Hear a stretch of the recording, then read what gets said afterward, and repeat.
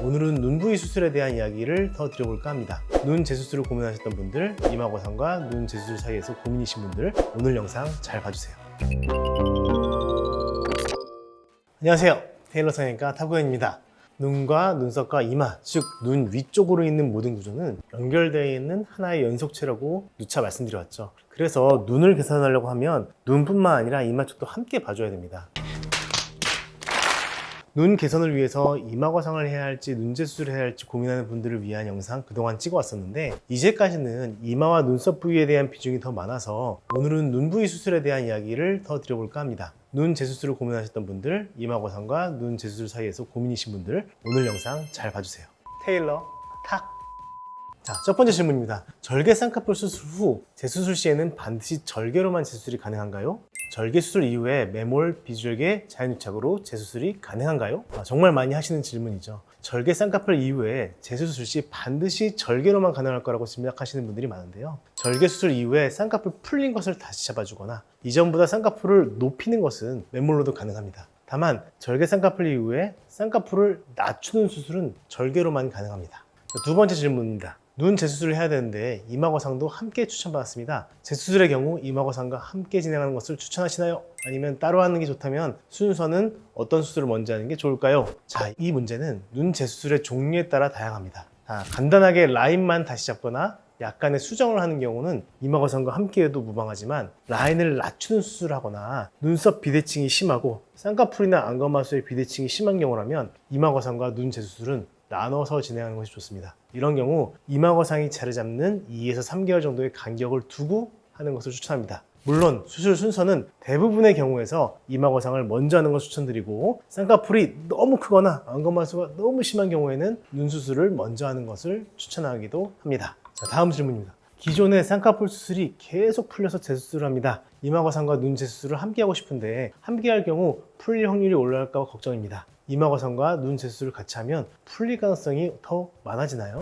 바로 전에 했던 설명과 조금은 중복되는 부분일 것 같은데요. 라인이 풀린 것을 다시 잡는 방법도 절개, 비절개로 나눠지고, 또 만일 반복된 눈 재수술의 경우에는 아무래도 이마거상을 먼저 하고 좀 더 신중하게 눈 재수술을 하는 것이 좋겠고요. 아주 오래전에 쌍꺼풀 했던 것이 풀린 경우 간단하게 매몰법으로 진행하는 경우도 있기 때문에 이런 경우는 이마거상과 동시에도 무방할 것 같습니다. 자, 그럼 이런 질문도 있을 수 있어요. 절개 쌍꺼풀 재수술을 수차례 반복한 눈이어서 이미 눈꺼풀 여유분이 부족한 상황이고 눈과 눈 사이가 너무 가까운 경우에는 재수술을 어떻게 하면 좋을까요? 이런 경우가 정말 어려운 경우죠. 우선 이마거상을 할지 눈 재수술을 할지 잘 결정을 해야겠어요. 눈과 눈썹이 가까운데 쌍꺼풀을 크게 하는 것은 눈 재수술하는 것이 아니라 이마거상을 하는 것이 더 나은 경우가 종종 있습니다. 또 눈과 눈썹이 너무 가깝고 피부가 부족한 상황에서 쌍꺼풀을 줄이는 것은 피부를 잘라내지 않고 기존 쌍꺼풀을 다 풀어서 내리는 수술이 필요한데요. 이른바 두 줄 따기라는 눈 재수술 방법이고, 의학적 정식으로 표현하면 스킨 스페어링 하이 폴드 커렉션, 즉 피부 보존 높은 쌍꺼풀 교정이라고 부릅니다.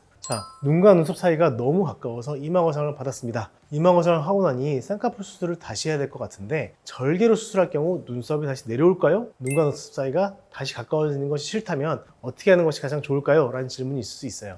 절개로 수술한다고 무조건 눈썹이 내려오는 것은 아닙니다. 이마거상을 했는데도 눈썹을 약간 치켜뜨는 경우는 절개로 수술하면 눈썹이 약간 내려올 수 있겠죠. 또 눈 재수술을 할 때 눈매 교정을 강하게 하면 눈썹이 내려온다는 것을 기억하시면 되고요. 다만 눈썹을 거의 치켜뜨지 않는 분들은 절개를 하거나 눈매 교정을 하더라도 거의 눈썹이 내려오진 않습니다. 하지만 그래도 가급적이면 매몰로 가능한 눈이라면 매몰로 해주는 것이 눈썹이 덜 내려오는 방법이고, 또 불필요한 눈매 교정은 피하는 것이 좋겠어요. 자, 이제 라인에 대한 질문입니다. 아웃라인에서 인라인으로 혹은 인라인에서 아웃라인으로 라인 변경을 하고 싶은 경우에는 꼭 절개로 수술해야 할까요? 자, 이 질문에서 우선 아웃에서 인으로 바꾸는 것은 기본적으로 절개가 필요합니다. 위에 있는 라인을 풀어줘야 아래쪽으로 라인이 잡힐 수가 있기 때문에 절개 수술이 필요한 거고요. 간혹 앞트임의 모양과도 관련이 있기 때문에 앞트임 복원까지 같이 필요한 경우도 있습니다. 거꾸로 인에서 아웃으로 바꾸는 것은 매몰 쌍꺼풀만으로 가능한 경우도 있지만, 마찬가지로 몽고주름 여부에 따라서 앞트임이 같이 필요한 경우도 있어서 결론적으로는 다